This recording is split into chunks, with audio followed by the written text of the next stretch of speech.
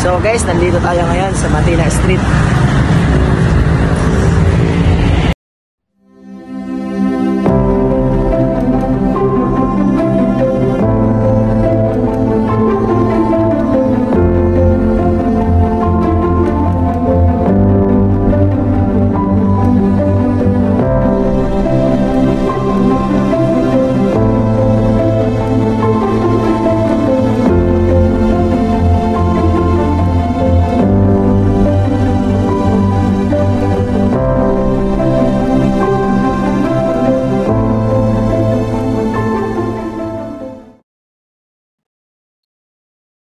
Matina Street in Davao City is more than just a road.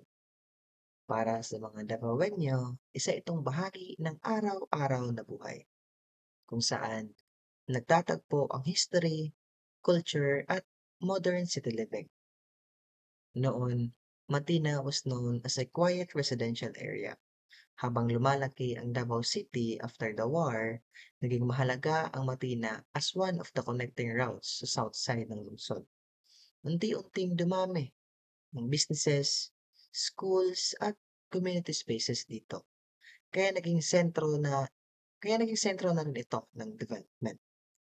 Makikita sa Matina ang mga kilalang landmarks tulad ng University of Mindanao at Matina Town Square or MTS na naging kilala sa nightlife at live music.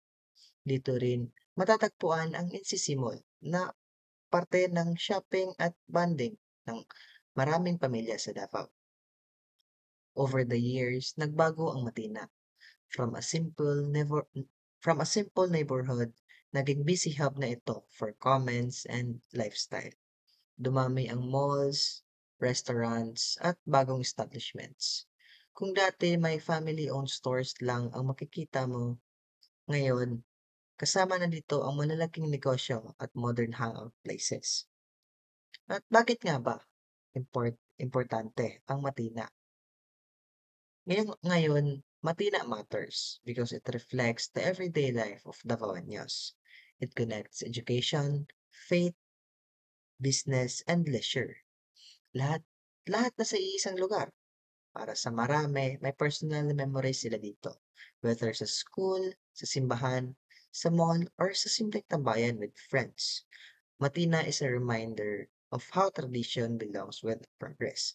Kaya ngayon, ating i-explore ang Matina Street.